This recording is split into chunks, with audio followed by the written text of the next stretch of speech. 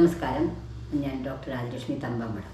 ഇപ്പോൾ ജൂലൈ മാസത്തെ പറ്റിയാണ് പറയുന്നത്. ഇപ്പോൾ എല്ലാവർക്കും മലയാള മാസം അത്ര ഗ്രാഹ്യമല്ല.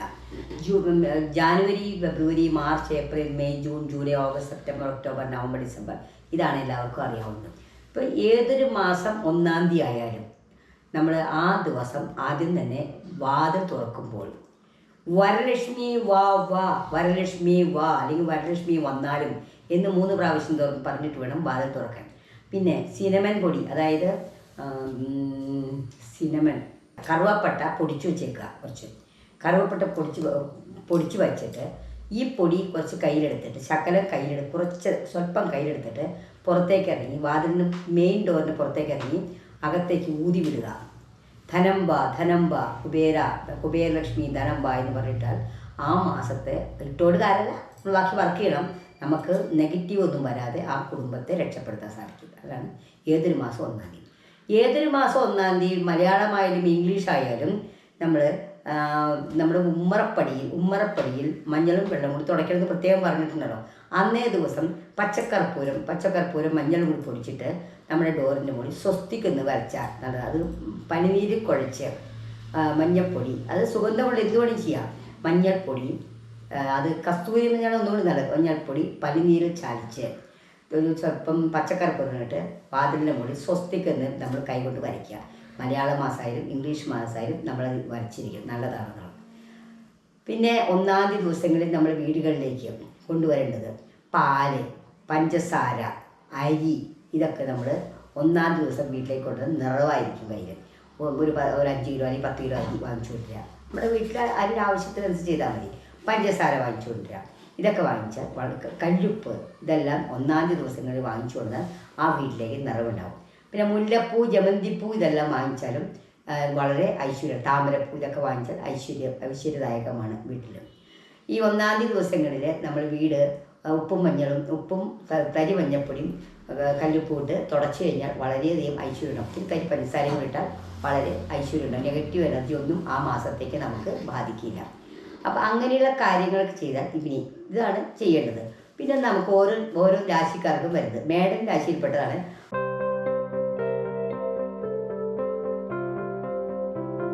അശ്വതി, ഭരണി, കാർത്തിക, ആദ്യം ഇവരെ സംബന്ധിച്ച് പറയുകയാണെങ്കിൽ ശുക്രൻ 3-ലാണ് വരുന്നത്. ശുക്രൻ ഉച്ചത്തിലാണെങ്കിലും 3-ലേക്കാണ് വരുന്നത്. അതത്ര സുഖമല്ല. ശുഭഗ്രഹങ്ങൾക്ക് കേന്ദ്രങ്ങളാണ് നല്ലത്. അപ്പോൾ ഇതിപ്പോൾ 3-ൽ വരിക എന്ന് പറയുമ്പോൾ അത്ര ഗുണമല്ല. എങ്കിലും നമ്മൾ വളരെയധികം ശ്രദ്ധയോടുകൂടി മുന്നോട്ട് പോകേണ്ട കാലഘട്ടമാണ്. 7 ശനിയാണ്, ഓർമ്മയുണ്ട്. 5-ൽ രാഹു, 5-ൽ ചൊവ്വ, 6-ലാണ് ചൊവ്വ, 11-ൽ രാഹു നല്ലതാണ്, കുഴപ്പമില്ല. എങ്കിലും നമ്മൾ വളരെയധികം ശ്രദ്ധയോട് മുന്നോട്ട് പോകാം. ദേവീ പ്രീതികരമായിട്ട് കാര്യങ്ങൾ ചെയ്യുക. വെള്ളിയാഴ്ച തോറും ദേവീക്ഷേത്രത്തിൽ പോയി കുങ്കുമാർച്ചന ചെയ്താൽ വളരെയധികം നന്നായിരിക്കും അവരെ സംബന്ധിച്ച് പറയുകയാണെങ്കിൽ. ഇടവക്കൂറുകളെ സംബന്ധിച്ച് പറയുകയാണെങ്കിൽ അടുത്താണ് ഇടവക്കൂർ എന്ന് പറയും.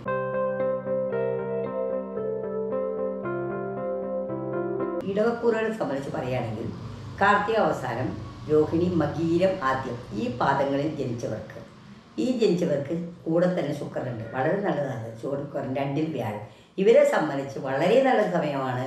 അവർക്ക് ധനമുണ്ടാവാനും കുടുംബൈക്യത്തിനും ദാമ്പത്യ ജീവിതത്തിനും വിദേശയാത്രയ്ക്കും എല്ലാത്തിനും വളരെയധികം നല്ലൊരു സമയമാണ് ഈ ജൂലൈ മാസം. ഇനി അടുത്ത രാശിയാണ് മിഥുനം രാശി എന്ന് പറയുന്നത്.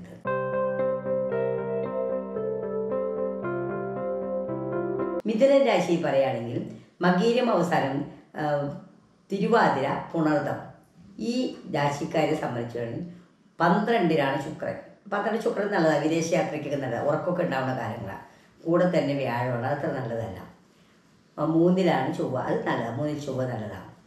അപ്പോൾ ഇവരെ സംബന്ധിച്ച് ശനിയൊന്നും അത്ര ഗുണമല്ല, കണ്ട ശനിയൊക്കെ. എങ്കിലും ഇവരെ സംബന്ധിച്ച് പറയുകയാണെങ്കിൽ കുറച്ച് ജൂൺ മാസത്തേക്കാളും കുറച്ചും കൂടി നല്ലതായിരിക്കും ജൂലൈ മാസം വരുന്നത്. അടുത്ത രാശിക്കാരാണ് കർക്കിടക രാശി.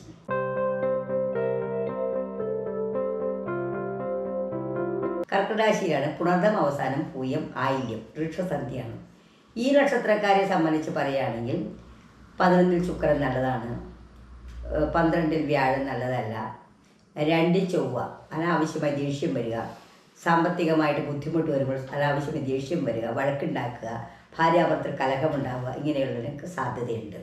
അപ്പോൾ അവർ വളരെ ശ്രദ്ധിക്കുക. സുബ്രഹ്മണ്യ സ്വാമിയെ പ്രാർത്ഥിക്കുക. സുബ്രഹ്മണ്യ സ്വാമിക്ക് ചൊവ്വാഴ്ച തോറും ത്രിപുരം നേദിക്കുക.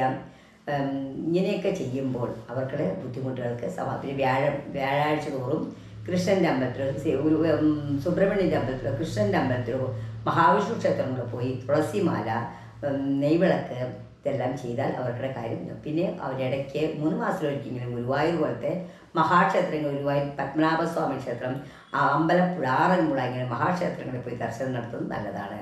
പഴനിയിലൊക്കെ ഒന്ന് പോയാൽ നല്ലതായിരിക്കും. അടുത്ത രാശിക്കാരാണ് ചിങ്ങൻ രാശിക്കാർ.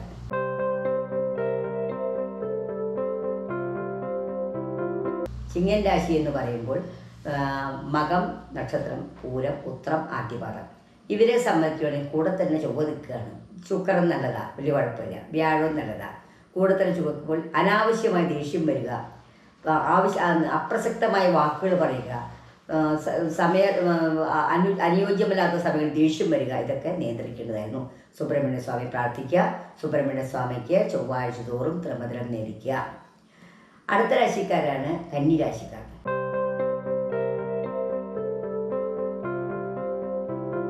കന്നിരാശിയിലാണ് ഉത്രം അവസാനം, അത്തം, ചിത്തിര, ആദ്യപാദം.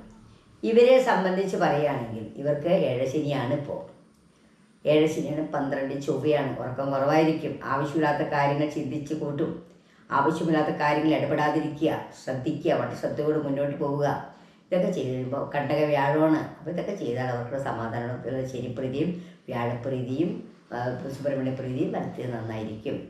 അടുത്ത രാശിക്കാരാണ് തുലാൻ രാശി.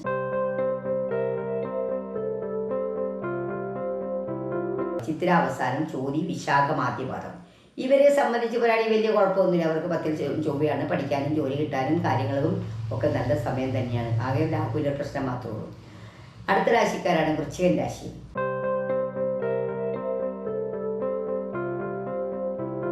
വിശാഖം അവസാനം, മലയിടം, തൃക്കേട്ട, വൃക്ഷസന്ധ്യയാണ്. ഇവരെ സംബന്ധിച്ച് പറയുകയാണെങ്കിൽ ഇവർക്ക് ചൊവ്വ അനുകൂലം തന്നെയാണ്. 10ലാണ്. ജോലി കിട്ടാനും കാര്യങ്ങളൊക്കെ നല്ലതാണ്. വ്യാഴം മാത്രമേ അനുകൂലമാണ് അഷ്ടമത്തിൽ. ബാക്കി എല്ലാ കാര്യങ്ങളും നല്ലതാണ്. രാഹുവിൻ്റെ ഇത്തിരി ബുദ്ധിമുട്ടുണ്ടെങ്കിലും വലിയ കുഴപ്പമില്ല. ധനുരാശിയാണ് അടുത്തത്.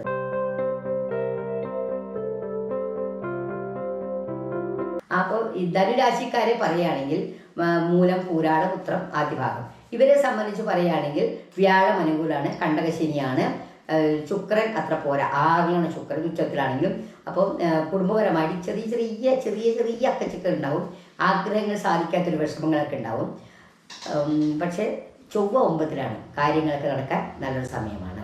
അടുത്ത രാശിയാണ് മകരം രാശി.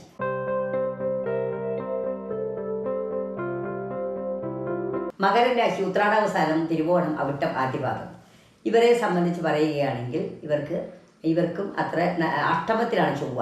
കുടുംബകലങ്ങൾ, ദാമ്പത്യ കലങ്ങളൊക്കെ വരാനുള്ള സാധ്യത കൂടുതലാണ്. ശുക്രൻ 5ലാണ്. മക്കളെ കൊണ്ടൊക്കെ നല്ലതായിരിക്കും. പിന്നെ വ്യാഴം ഇതിനെക്കൊണ്ട് വലിയ ഗുണം പോരാ. അപ്പം കൃഷ്ണൻ്റെ അമ്പലത്തിൽ വഴിപാടുകളൊക്കെ അതൊക്കെ ചെയ്താൽ നന്നായിരിക്കും. അടുത്ത രാശിക്കാരാണ് കുംഭൻ രാശിക്കാർ.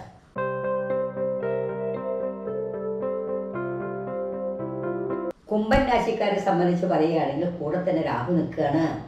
അപ്പോൾ അനാവശ്യ ചെലവുകൾ വരും. ശനി 2ലാണ്. ശനി അതായത് തീരെ 7 ശനി പോവാണ്. അനാവശ്യ ചെലവുകൾ വരാം. പിന്നെ നിവൃത്തി സ്ഥാനത്ത് നിൽക്കുന്ന ചൊവ്വയാണ്. ചൊവ്വ മാർഗതടസ്സങ്ങളൊക്കെ വരാൻ സാധ്യതയുണ്ട്. സുബ്രഹ്മണ്യൻ പ്രാർത്ഥിക്കണം, മഹാദേവനെ പ്രാർത്ഥിക്കണം.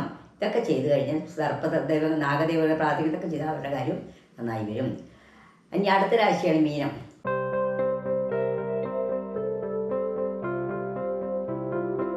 പൂരുരുട്ടാതി അവസാനം, ഉത്രട്ടാതി, രേവതി നക്ഷത്രക്കാരൻ. ഇവരെ സംബന്ധിച്ച് 12 രാഹു ഉറക്കം കുറവായിരിക്കും. 6 ചൊവ്വ നല്ലതാണ്. കൂടെ ജന്മശനിയാണ്. അതിൻ്റെ ബുദ്ധിമുട്ടുകളൊക്കെ ഉണ്ട്. ഇതിന് പരിഹാരമായിട്ട് മഹാദേവനെ പ്രാർത്ഥിക്കുക, ധാരാപിൻവിളക്ക്, മൃത്യുഞ്ജോഷ്പാനൊക്കെ ചെയ്താൽ ഈ കർക്കിടക മാസം അവർക്ക് ശുഭമായി വരും. ജൂലൈ മാസം 15 തുടങ്ങി കർക്കിടകം തുടങ്ങുകയാണ്. ജൂലൈ 15 തുടങ്ങി ആഗസ്റ്റ് കഴിഞ്ഞ് കർക്കിടക മാസം ചെയ്യേണ്ട കാര്യം അടുത്തതിലേ പറയാം. നന്ദി, നമസ്കാരം.